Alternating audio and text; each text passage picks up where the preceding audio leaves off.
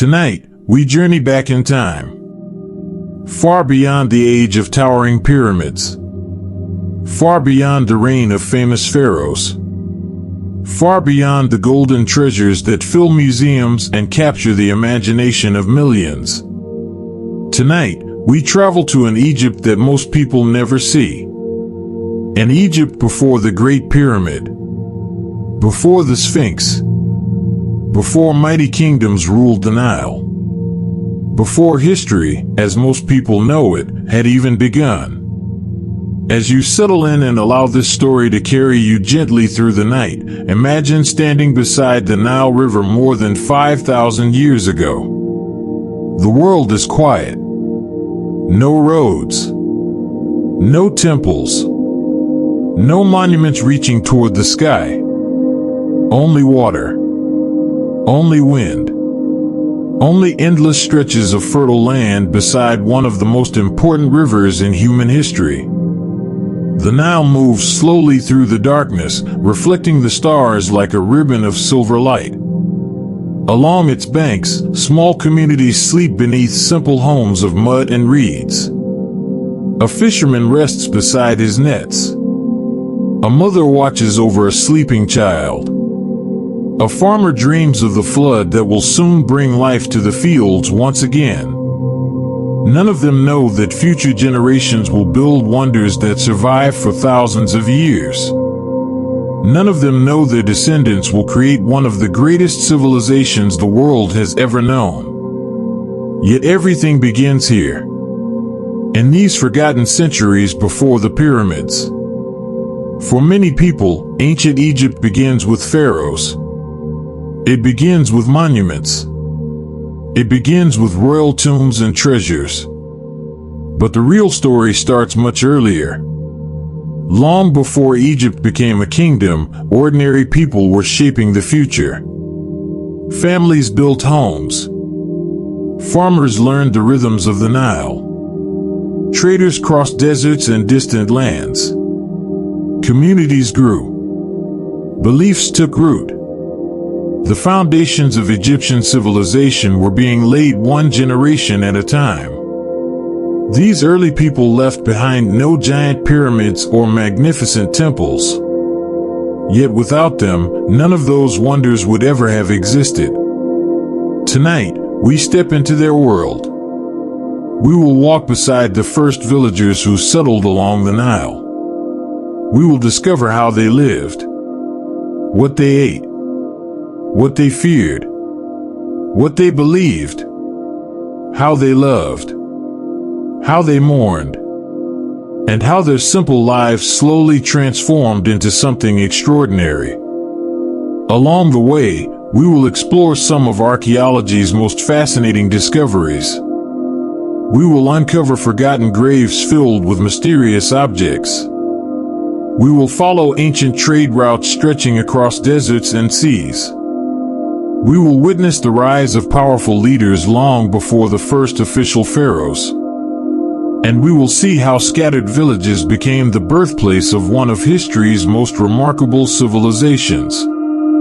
Some of what you will hear comes directly from archaeological evidence, from excavated settlements, from tools buried beneath the sand, from human remains studied by scientists, from artifacts preserved for thousands of years. Other parts remain and form theories based on the best available evidence. Whenever historians are uncertain, we will make that clear. Because the true story of ancient Egypt is already extraordinary enough without myths. Perhaps that is what makes this journey so fascinating. The people we are about to meet were not legendary kings. They were ordinary human beings. People with hopes and worries not so different from our own. They watched their children grow. They worried about food. They celebrated births. They grieved for loved ones. They gazed at the stars and wondered about their place in the universe. Across 5,000 years, those feelings remain familiar. And perhaps that is why their story still speaks to us today. As we travel deeper into the past tonight, leave behind the modern world for a little while. Allow the noise of today to fade into the distance. Listen to the river. Listen to the wind moving through the reeds. Listen to the footsteps of people who lived so long ago that even their names have been forgotten. Yet somehow, their lives still echo through time. Before we continue, I'd love to know where you're listening from tonight. Tell me in the comments where you're joining this journey from. And as we continue our journey, tell us in the comments where you're watching from and whether you've ever imagined what Egypt looked like before the pyramids. And if peaceful historical explorations like this help you relax and unwind, consider subscribing to Serene Echoes. There are many forgotten stories waiting for us in the darkness of the past. Now, let us drift even further back. Further back than kingdoms. Further back than cities. Further back than written records. To a time when the Nile Valley was still revealing its secrets. To a world where the first seeds of civilization were only beginning to grow. Because before there were pyramids. Before there were pharaohs. Before Egypt became Egypt. There was the river. And everything began there. As the stars shine above the ancient waters and the first light of dawn approaches the horizon, our story truly begins. In the next chapter, we will discover the Nile before civilization itself, a landscape of remarkable beauty, powerful natural forces, and extraordinary opportunity. A place that would change human history forever. For now, settle comfortably. Listen to the gentle flow of the river. And allow history to whisper softly through the night. In the next chapter, we will discover the Nile before civilization itself, a landscape of remarkable beauty, powerful natural forces, and extraordinary opportunity. A place that would change human history forever. The Nile did not always feel like a cradle of civilization. Before cities. Before villages lined its banks in organized clusters. Before anyone spoke of Egypt as a land with a single identity. The Nile was something far more wild, far more unpredictable, and far more powerful than most people imagine. Tonight, as we drift deeper into the past, imagine the river not as a peaceful symbol in a history book, but as a living force that shaped everything around it. A force that could give life or take it away. Each year, long before modern dams controlled its flow, the Nile rose with quiet certainty. Fed by distant rains far to the south, its waters would swell and spill across the land. This annual flooding was not gentle in the way we might picture it today. It was slow, heavy, and overwhelming. The river would expand far beyond its banks, covering the floodplain in a thick layer of dark, fertile silt. And when the waters finally retreated, they left behind something extraordinary. Soil rich enough to grow life in a desert. This natural cycle is one of the key reasons human settlement became possible here at all. But in the earliest times, long before organized farming took hold, life along the Nile was not settled in the way we might expect. Archaeological evidence from sites like the Fayum Depression and Bedarian regions shows that early communities were still experimenting with survival. Some groups moved seasonally, following fish, wild grains, and game. Others stayed closer to the river's edge, learning slowly how to read its moods. There were no clear boundaries between wilderness and home. No fixed cities. Only scattered pockets of human life surrounded by vast, untamed landscapes. To the east and west of the river stretched the desert. Silent. Endless. Hostile in its extremes. But even there, early humans occasionally ventured. Not to settle permanently, but to hunt. To gather stone. To follow migration patterns of animals that still crossed those dry lands. Life was a constant negotiation between survival and environment. Along the riverbanks, however, something important was beginning to change. Wild grasses, ancestors of future crops like barley and wheat, grew in abundance after the floods. Fish were plentiful. Birds nested in the reeds.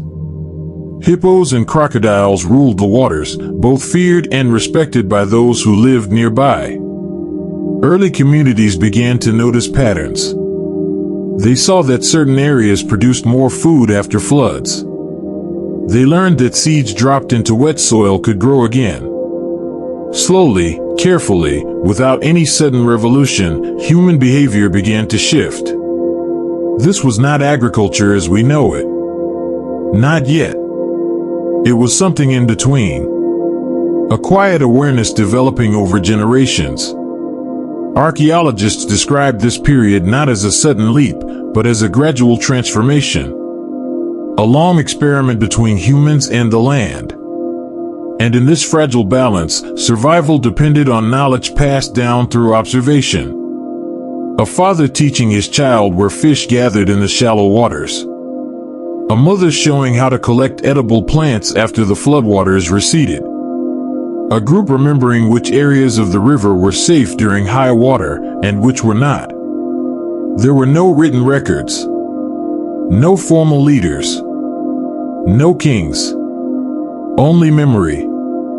Only experience. Only survival. And yet, even in this early world, something deeply human was already present.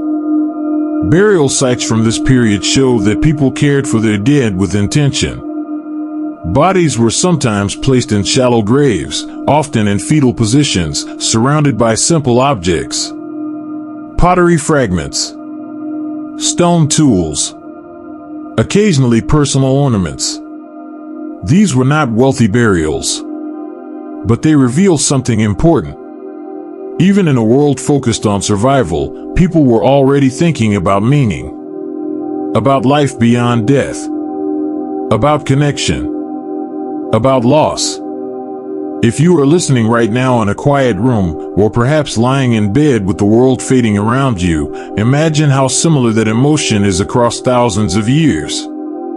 A human heart grieving for another human heart. Separated only by time.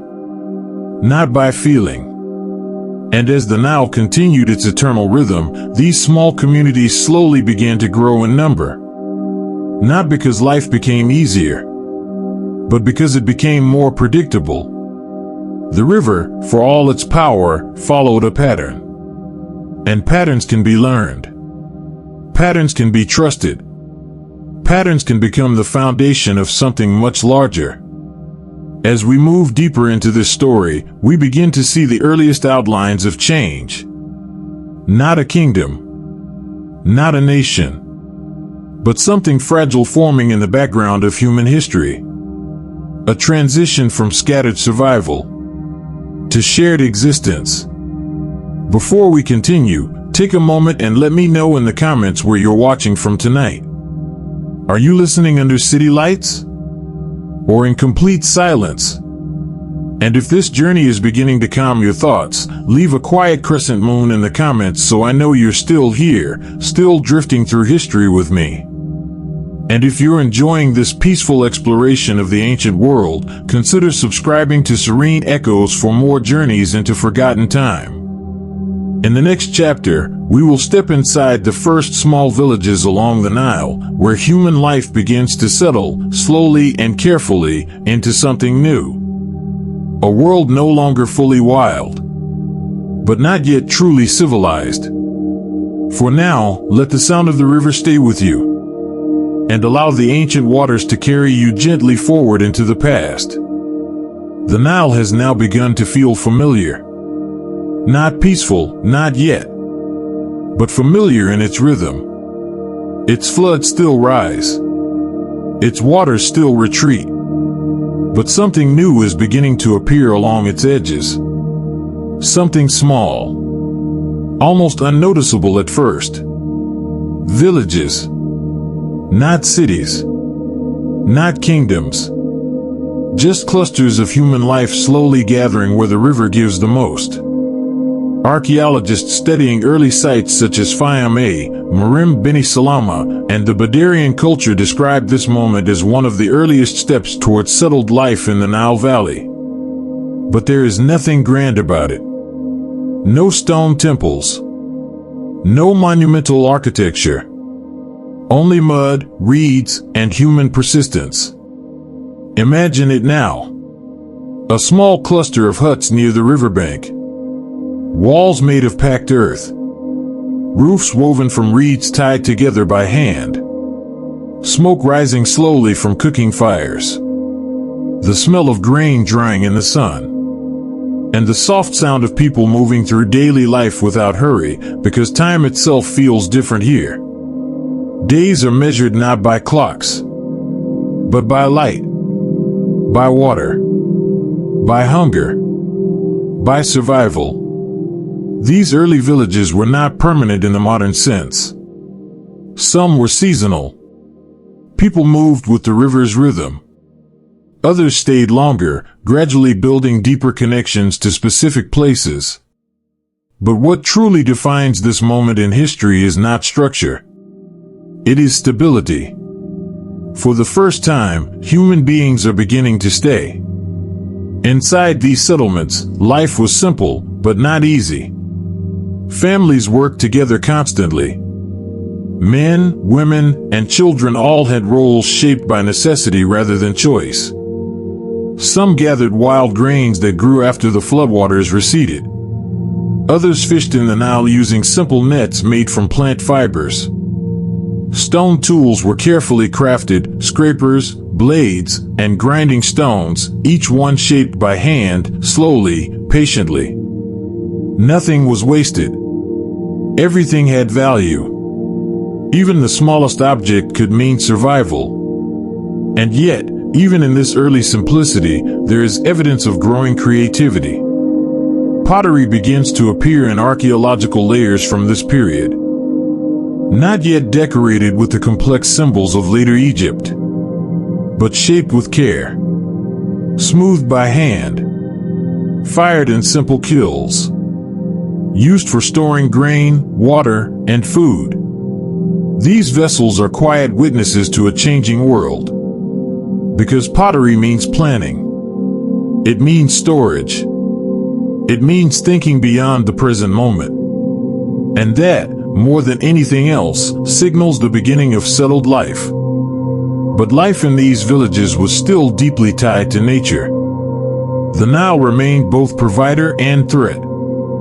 A good flood meant abundance. A weak flood meant hunger. Too much water meant destruction.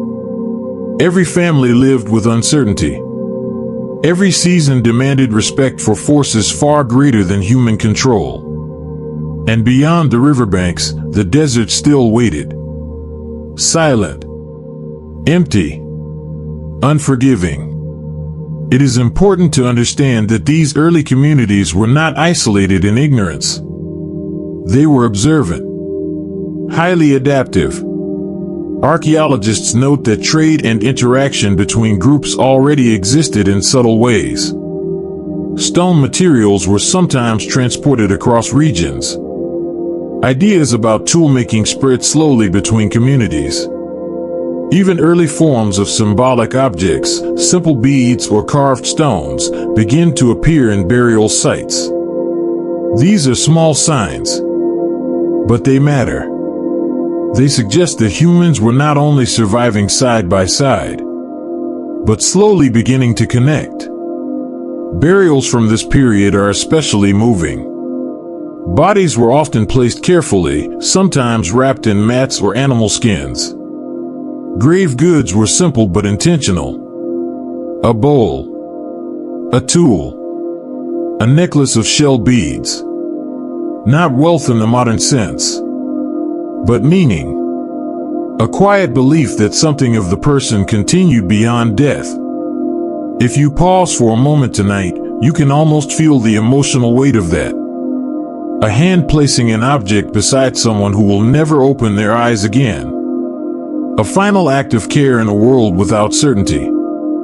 And in these small gestures, we begin to see something deeply human forming beneath the surface of history.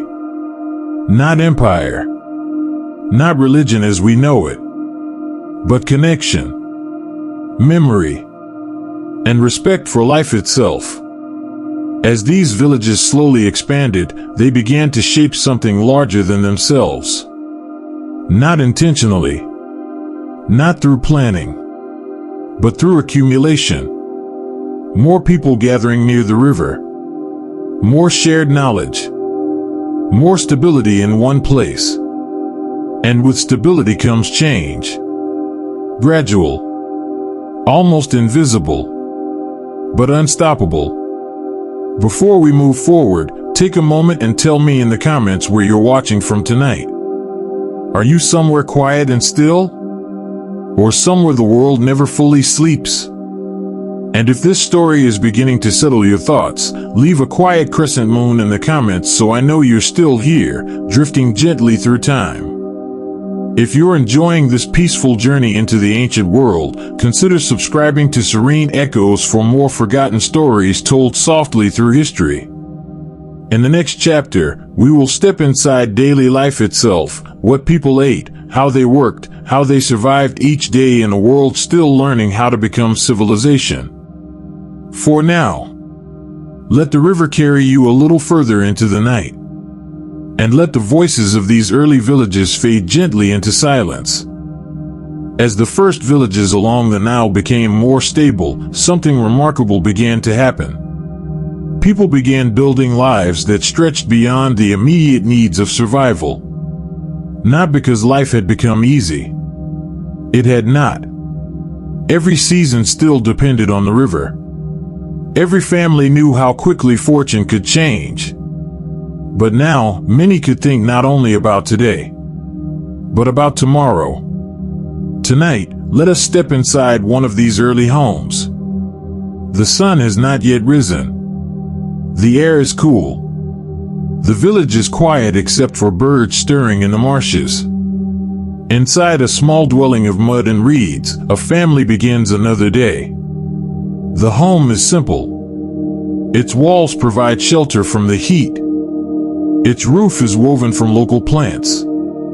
There are no luxuries. Yet this small space is the center of an entire world.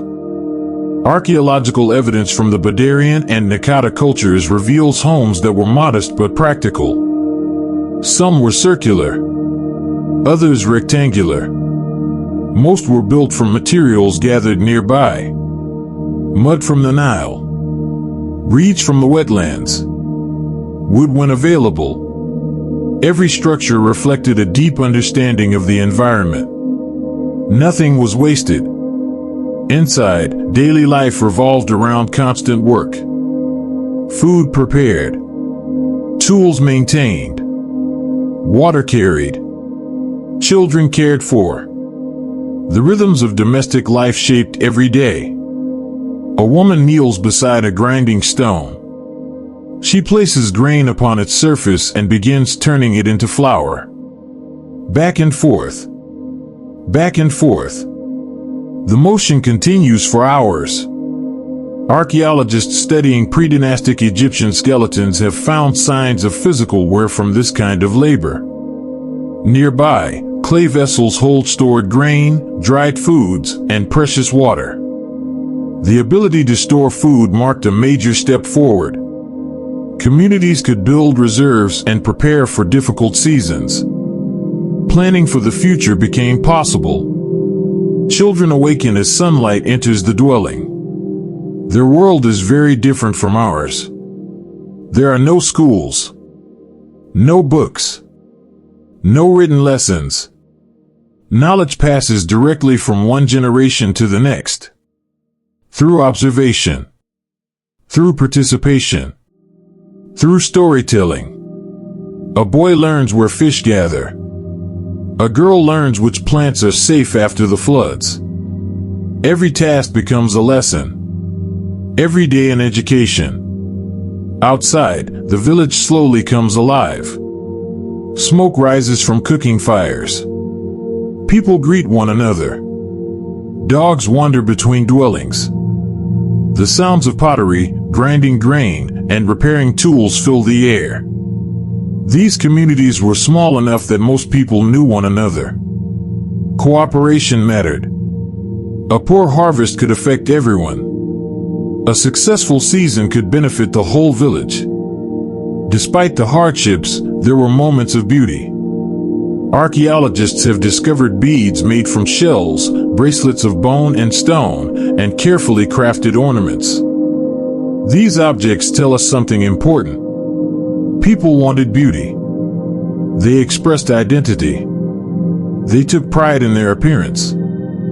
Even in a demanding world, creativity flourished. One of the most remarkable discoveries from pre-dynastic Egypt is the quality of its craftsmanship. Long before the pyramids, artisans created elegant pottery with polished surfaces and sophisticated designs.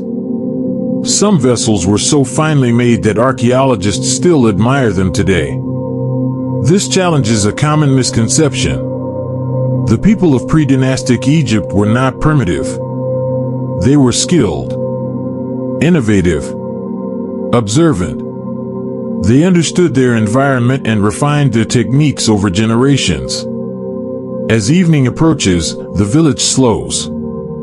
The heat begins to fade. Families gather. Meals are shared. Stories are told. The sky darkens. The stars appear. Imagine looking upward from this village 5,000 years ago. No electric lights. No distant cities brightening the horizon. Only darkness and an endless canopy of stars. The night sky would have appeared astonishingly vivid. A vast ocean of light stretching across the heavens. For these early Egyptians, the stars were not distant objects studied through telescopes. They were companions, guides, mysteries. Their movements likely helped shape early ideas about time, order, and the universe. Many questions remained unanswered. Why do floods return each year? Why does the sun disappear and return? What happens after death? What powers govern the world? The seeds of religion were already beginning to grow.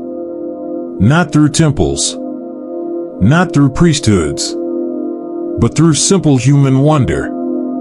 Perhaps that is what makes these people feel so familiar despite the thousands of years that separate us. They loved their families. They worried about the future. They celebrated successes. They mourned losses. They searched for meaning, just as we do. Before we continue, tell me in the comments where you're listening from tonight. I always enjoy seeing people from around the world gather to explore history together. And if you're still awake and enjoying this journey through ancient Egypt, leave a crescent moon in the comments. If you're enjoying these explorations, consider subscribing to Serene Echoes. As the stars shine above the Nile and the village settles into sleep, our story moves forward. Because these humble communities are beginning to produce something new. Leaders, status, power. The earliest signs of social hierarchy are beginning to emerge. And in the next chapter, we will witness the rise of chiefs, sacred authority, and the first foundations of kingship long before the age of the pharaohs. As darkness fades and another dawn rises over the Nile Valley, the people of pre-dynastic Egypt awaken once more. There are no royal palaces here. No pharaohs issuing commands. No towering monuments. Only ordinary people beginning another day. And yet, these ordinary people are laying the foundations of one of history's greatest civilizations. History often remembers kings and monuments. But civilizations are built by farmers, fishermen, and families working together generation after generation. To understand Egypt before the pyramids, we must understand them. Because they were the heartbeat of the Nile Valley. The first light spreads across the river.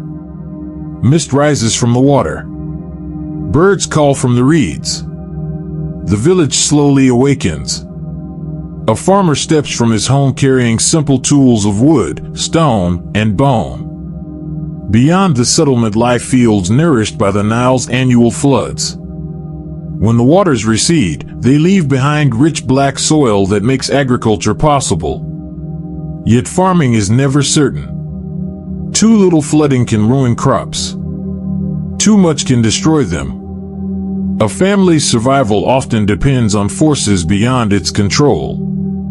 Imagine planting seeds by hand beneath the growing sun. There are no machines, no fertilizers, only experience, patience, and hope. Barley and emmer wheat are among the most important crops. They provide food that can be stored, traded, and shared. For many communities, this brings a degree of security. But that security remains fragile.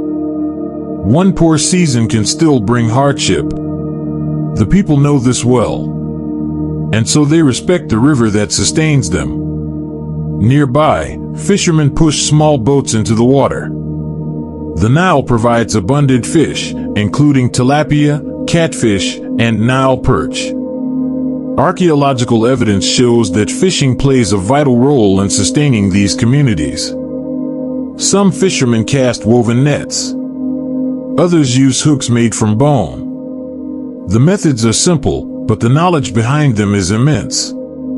Generations have spent lifetimes learning the river, learning its opportunities and its dangers.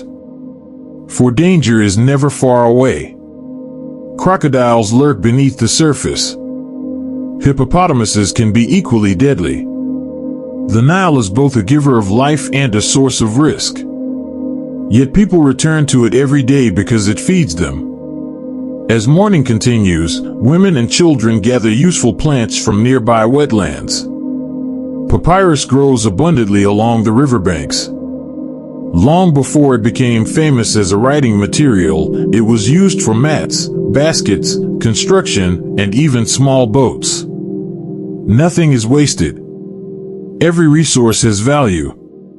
This practical efficiency becomes one of the defining traits of early Nile societies. Archaeological excavations reveal organized food storage, improved pottery, specialized tools, and increasingly permanent settlements. These developments suggest something important. People are beginning to think collectively, not simply as families, but as communities. Knowledge is shared. Resources are exchanged. Cooperation becomes essential. And with stronger social bonds comes greater complexity. As the sun climbs higher, workers pause beneath patches of shade. Stories are exchanged. Lessons are passed down. There is no written language yet. Everything exists within human memory. Every skill, every belief, every lesson learned through experience. Knowledge survives because one generation teaches the next. It is fragile, yet it endures. Perhaps this is one of the greatest achievements of these early communities. Not monuments, not wealth, but continuity. The ability to preserve wisdom across generations. As evening approaches, workers return carrying fish from the river, plants from the wetlands, and grain from the fields. Some days are successful, others disappointing. Such is life in pre-dynastic Egypt. Yet there is comfort in routine, comfort in community, comfort in the familiar cycle of seasons and floods. Life changes slowly here, very slowly. And perhaps that slowness helps people feel connected to something larger than themselves. As darkness settles across the Nile Valley, cooking fires illuminate the village. Families gather. Food is shared. Children listen to stories of floods, animals, ancestors, and mysteries hidden in the night sky. These moments rarely appear in history books. No monument records them. No inscription preserves them. Yet they are just as important as any king or pyramid. Because this is where civilization truly lives. Inside ordinary lives. Inside ordinary moments of human connection. Perhaps that is the greatest lesson these early Egyptians offer us. Long before monuments made them famous, they were simply people. Working. Dreaming. Struggling. Loving. Living. Much like us. Before we continue our journey, tell me in the comments where you're watching from tonight. I always enjoy seeing how many places around the world are connected by a shared love of history. And if you're still awake and enjoying this peaceful exploration, leave a crescent moon in the comments. In our next chapter, we will witness something new emerging from these humble communities. Certain individuals and families are gaining influence. Status is appearing. Leadership is taking shape. And the first shadows of kingship are beginning to form along the Nile. For now, listen to the gentle movement of the river. Feel the warmth of the fading firelight. And allow yourself to drift deeper into the ancient world, where the future of Egypt is quietly taking shape one day at a time. The villages of the Nile Valley have grown. The fields are larger. Harvests are more reliable. Trade is increasing. Communities that once stood apart are now connected by rivers, pathways, and shared knowledge. And whenever societies become larger and more complex, something else appears. Leadership. Not the mighty pharaohs of later centuries. Not yet. But the first signs of authority. The first individuals whose influence extends beyond their own families. Tonight, we arrive at an important turning point. Because somewhere among these growing communities, the earliest roots of kingship are beginning to emerge. At first, the changes are subtle. Archaeologists studying pre-dynastic cemeteries have noticed that not all graves are the same. Most people were buried simply, with a few personal possessions. But some burials contained finer pottery, rare ornaments, and greater care. The differences suggest that status is emerging. And status often leads to power. Imagine a dispute between families over land or food. Who settles the matter? Who makes the decision? In small communities, leadership often develops naturally. A respected elder. A skilled farmer. Someone trusted by others. Over time, certain individuals gain influence, and that influence slowly grows into authority. Most archaeologists believe this process unfolded gradually across generations. One important center was Hierakonpolis. More than 5,000 years ago, it was becoming a major settlement in Upper Egypt. Excavations reveal specialized craftsmen, long-distance trade, ceremonial structures, and elite burials. The society was becoming more organized and more complex. As communities expanded, power became increasingly concentrated. In ancient Egypt, however, authority was closely tied to spirituality. The floods arrived with regularity. The sun crossed the sky each day. The stars moved in predictable patterns. Order seemed woven into the universe itself. Many scholars believe leaders gained authority partly because they appeared connected to that sacred order. A chief was more than a political figure. He may also have been seen as a guardian of harmony between the community and the forces of nature. This belief would later become one of the defining features of Egyptian civilization. The pharaohs of later centuries would be viewed as sacred kings. But those ideas likely began here, in these early villages. Trade also increased a leader's influence. Goods moved along the Nile. Rare materials arrived from distant regions. Obsidian, shells, and lapis lazuli became symbols of prestige. Those who controlled valuable resources often gained status, loyalty, and power. Meanwhile, differences between ordinary people and emerging elites became more visible. Some possessed greater wealth. Some organized labor. Some oversaw ceremonies. The foundations of regional identity were forming. The seeds of future kingdoms were being planted. One discovery at Hierakonpolis illustrates this transformation. Archaeologists uncovered a ceremonial burial believed to belong to an important leader. Nearby were the remains of cattle, dogs, and exotic animals. This suggests that status may have been displayed through public ceremonies and demonstrations of wealth. Yet historians remain cautious. Many mysteries remain unsolved. Pre-dynastic Egypt left few written records. Much of what we know comes from objects buried beneath the sand. Even so, a clear story emerges. Communities are growing larger. Leaders are becoming more influential. Beliefs are becoming more organized. And society is becoming increasingly interconnected. As evening settles across the Nile Valley, imagine a gathering beneath the stars. Villagers assemble around a respected leader. Perhaps he settles disputes. Perhaps he oversees a ceremony. Perhaps he speaks about the future. No one present knows that their descendants will someday build pyramids visible for miles. Yet the path toward that future has already begun. Quietly. Gradually. Almost invisibly. Like the Nile itself. Moving forward one season at a time. Before we continue, tell me in the comments where you're watching from tonight. It's always wonderful to see how many corners of the world are joining this journey through the distant past. And if you're still awake and enjoying the story, leave a crescent moon in the comments. Because in the next chapter, we will explore something even more mysterious. The beliefs of Egypt before the great gods. Before Osiris, Isis, and Horus came to dominate Egyptian religion.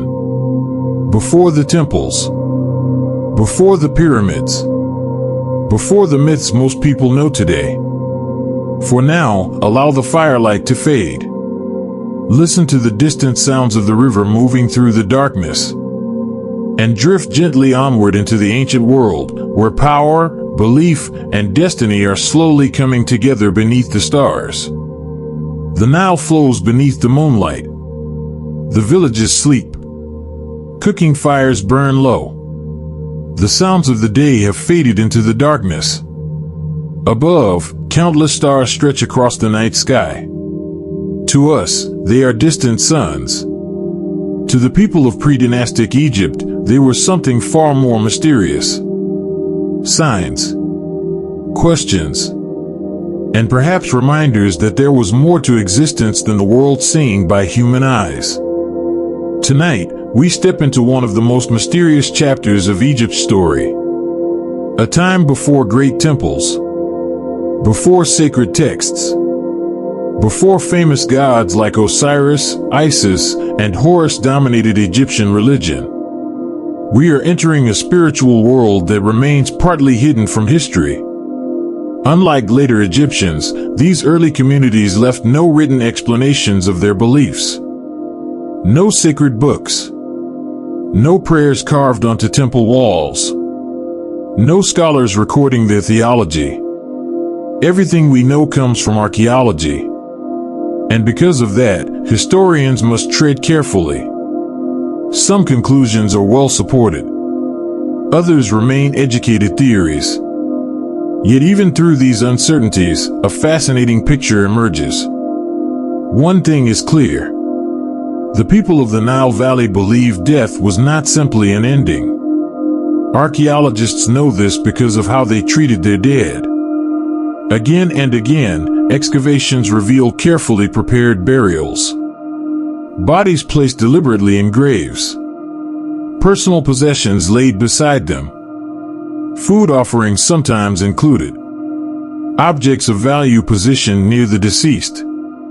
These actions suggest that some part of existence continued beyond death. Perhaps they imagined another world.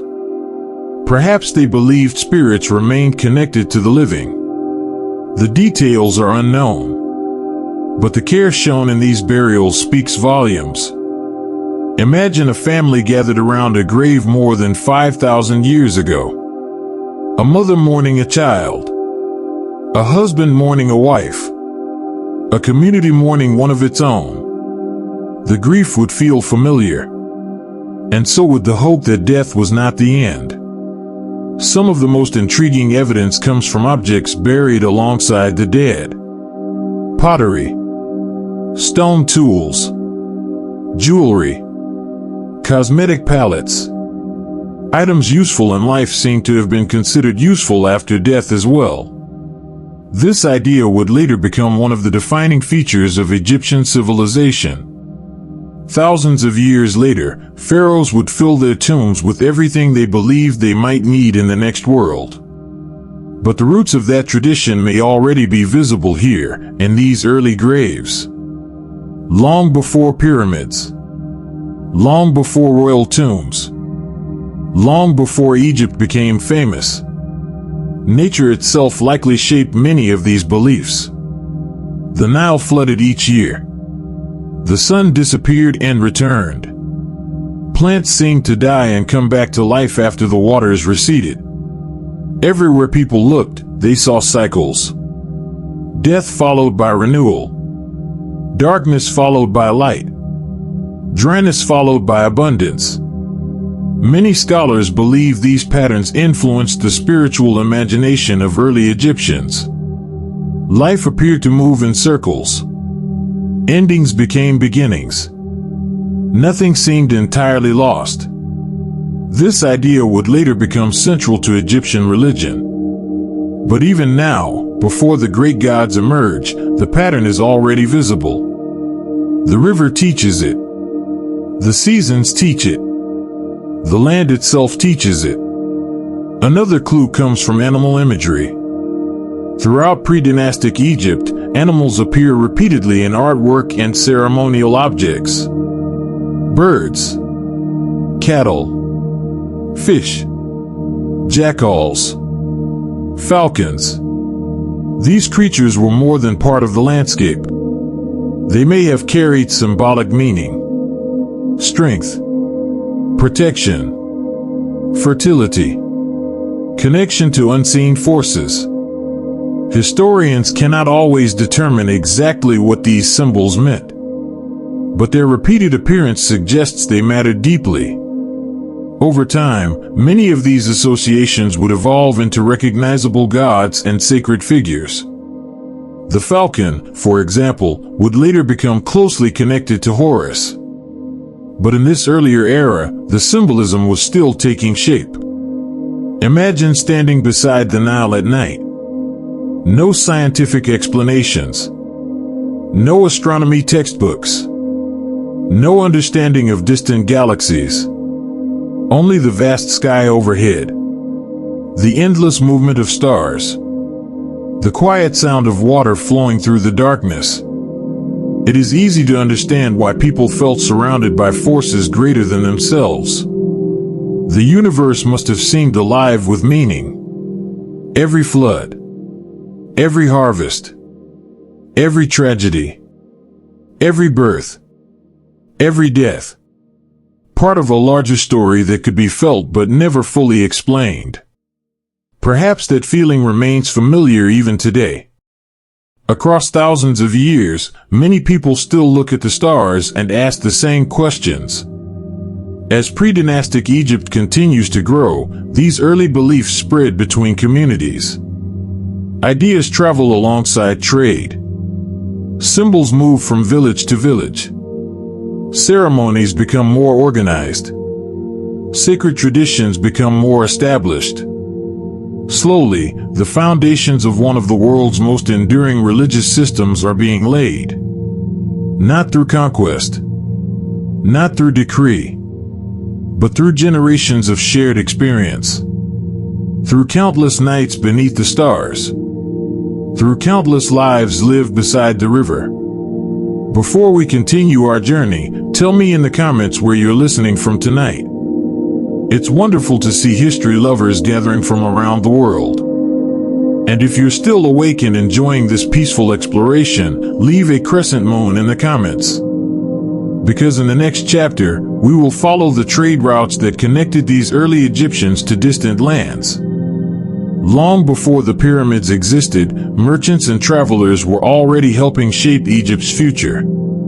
Their journeys brought new ideas, new materials, new opportunities, and helped transform scattered villages into a civilization connected to the wider ancient world. For now, let the stars shine overhead. Listen to the whisper of the Nile moving through the darkness, and allow yourself to drift gently onward through time into a world where belief, mystery, and imagination are slowly becoming history. The Nile Valley is no longer isolated. The small villages we once visited are beginning to reach beyond their own horizons. Not through armies, not through conquest, but through something far quieter: trade. Tonight, we step into a world of movement. A world where people, materials, and ideas begin traveling across surprising distances long before maps existed. Yet this is not trade as we know it today. There are no markets, no written contracts, no currency, only exchange, only relationships, only the slow movement of goods from one community to another. Archaeological evidence shows that even in these early centuries, people were already connected across vast regions. Stone tools found in Nile settlements sometimes came from distant quarries. Obsidian appears far from its volcanic source. Marine shells have been discovered deep inland. These discoveries may seem small, but together they tell an important story. The people of pre-dynastic Egypt were not isolated. They were part of a growing network that stretched across northeastern Africa and beyond. Imagine a small trading journey along the Nile. A boat drifts with the current. Travelers carry grain, beads, stone tools, and animal products. In return, they seek materials unavailable in their own region. Rare stones, pigments, shells, wood. Every exchange depends on trust and reputation. There are no written agreements, only memory and repeated interaction. Trade is not simply economic. It is social, a way of building connections between communities that might otherwise remain strangers. As these exchanges increase, certain settlements become important gathering places.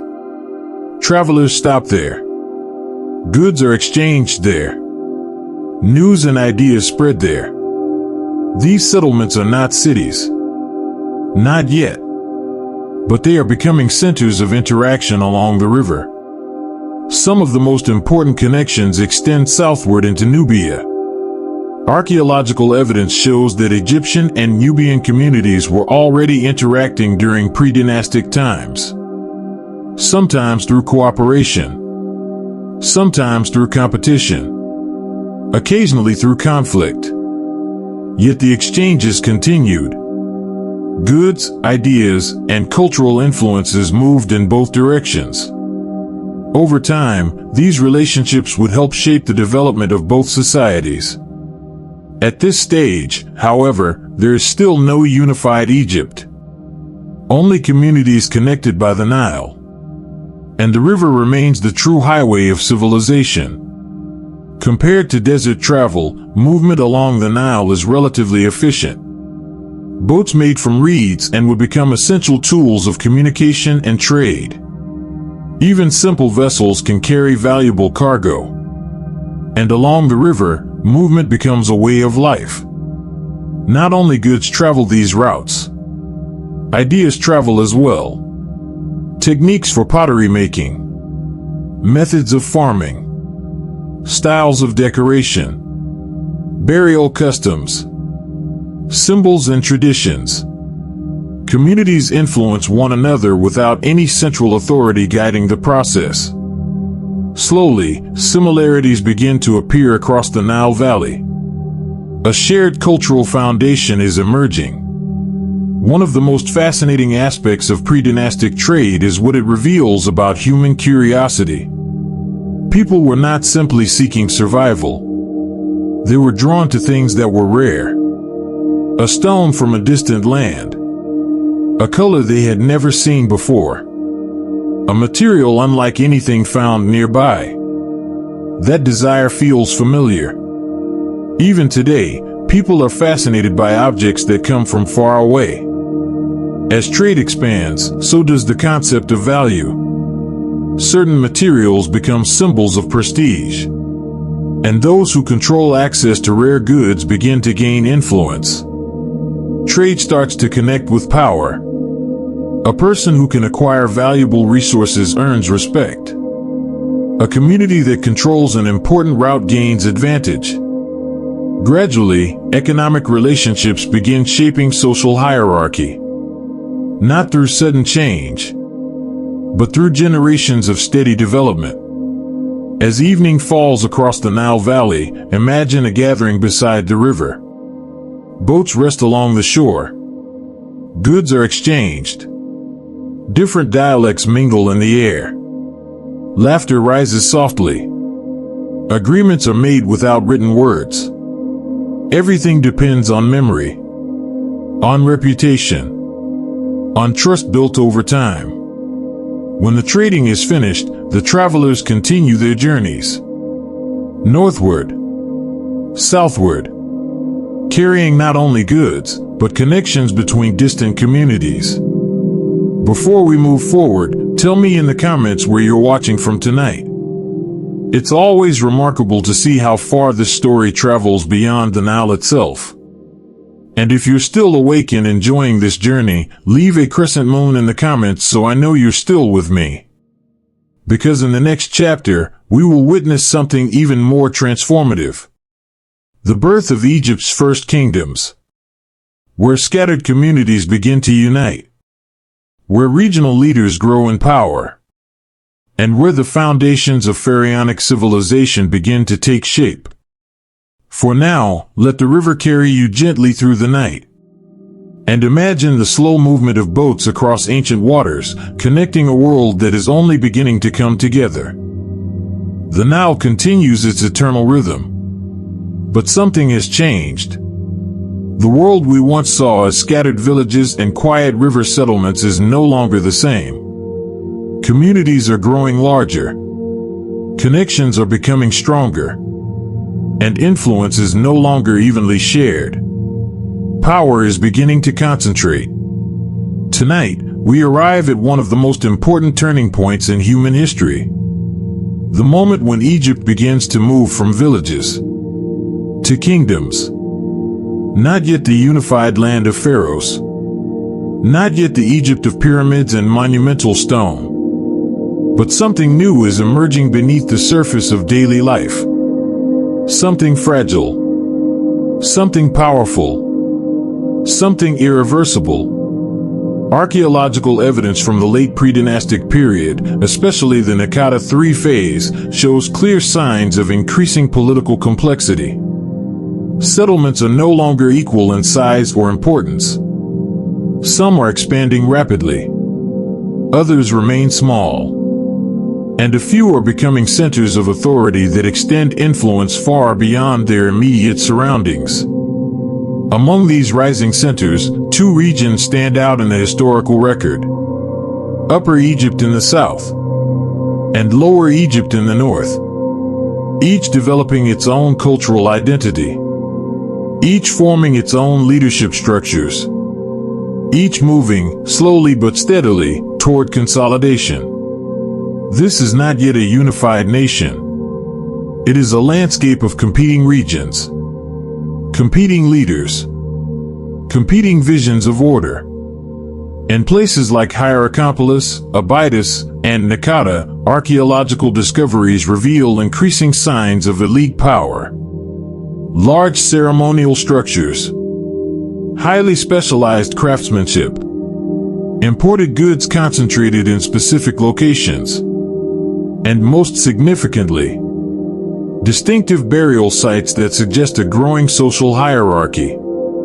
Some individuals are now buried with extraordinary care. Rich grave goods. Symbolic objects. Evidence of ritual significance that far exceeds ordinary community burials.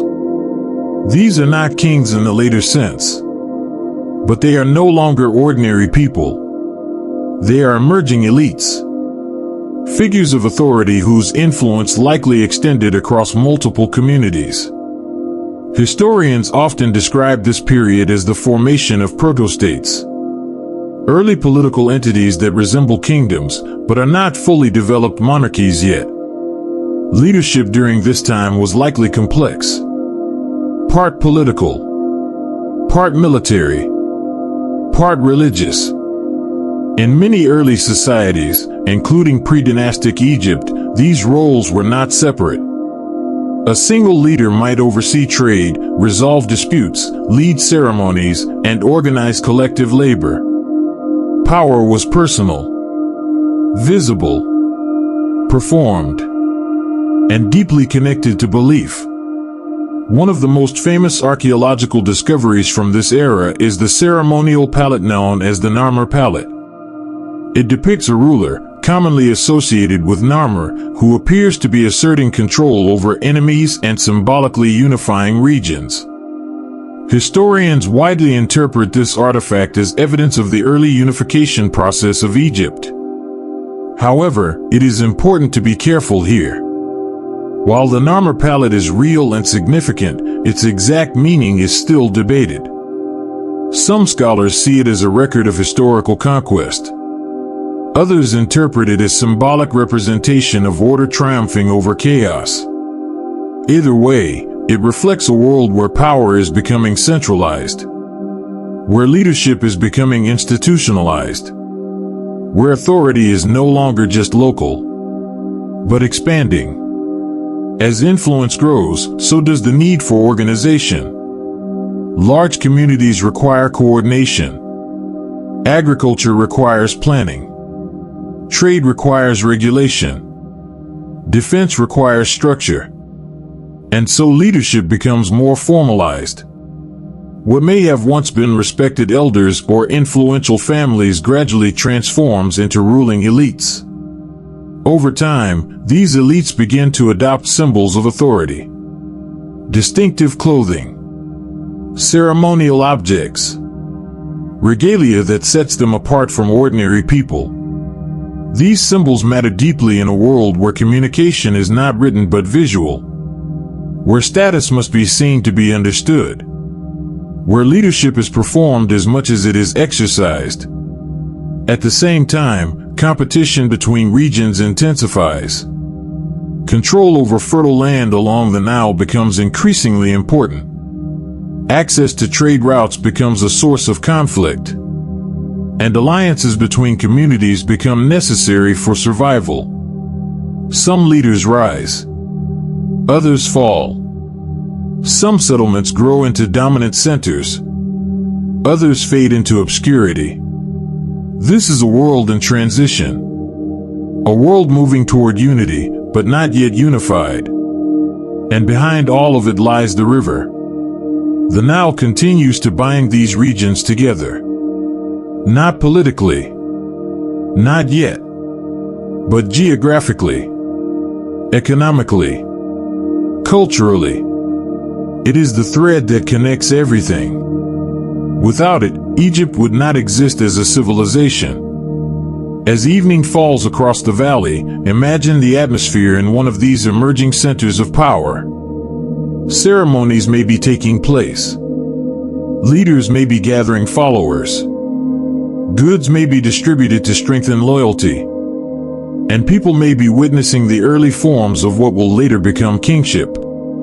There is no certainty yet. No permanent system. But there is direction. A sense that something larger is forming. Something that will outlast individual lives. Something that will shape thousands of years of history. Before we continue, Tell me in the comments where you're watching from tonight. It's incredible to see how this ancient story connects people across the modern world. And if you're still awake and following this journey, leave a quiet crescent moon in the comments so I know you're still here. If this chapter fascinated you, let me know below. Because in the final chapter, we will stand at the threshold of a new age.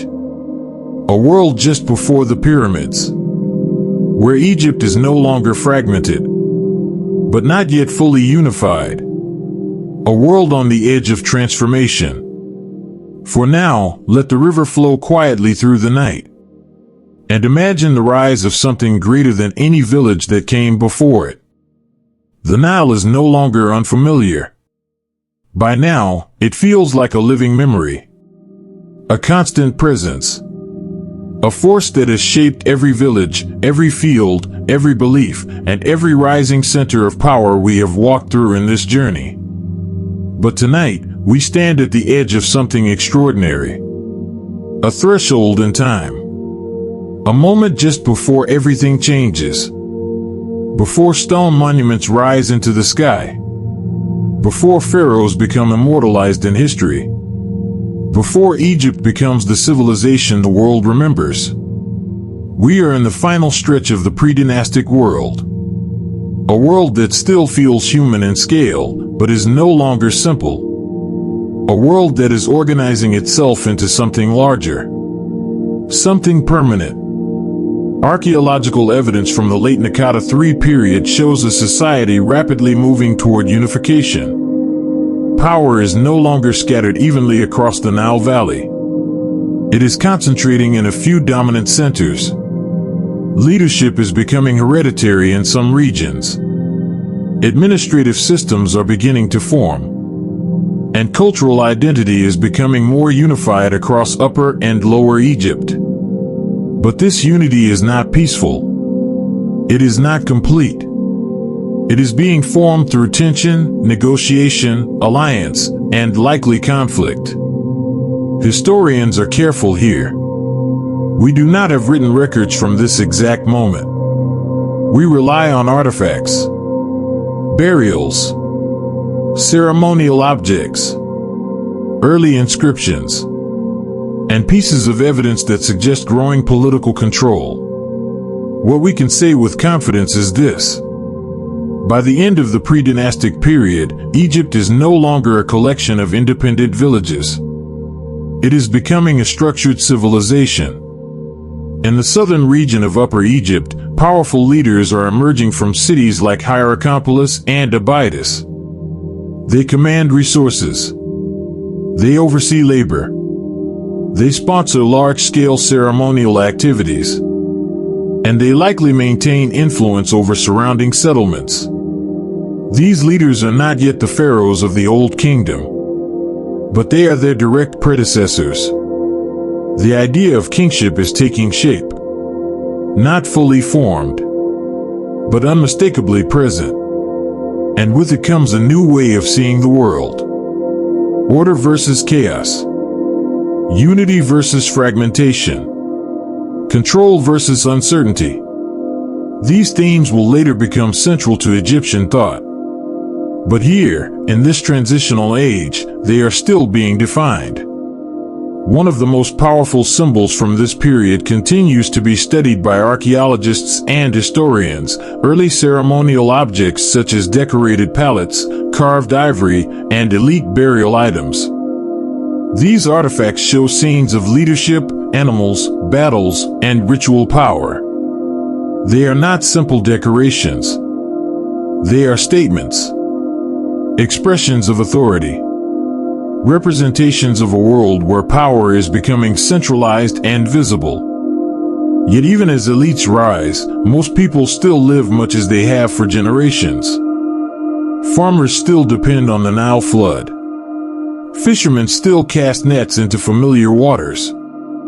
Families still gather in mud brick homes at night. Life continues in cycles. The same rhythms of survival still shape daily existence. This is what makes this moment so fascinating. Two worlds existing at once. One ancient and familiar. one new and transforming. And between them, a society slowly shifting into something entirely different. The environment itself remains unchanged in appearance. The same river, the same deserts, the same sky filled with stars. But beneath the surface, human organization is becoming more complex than ever before. Communication between regions is stronger. Trade is more frequent.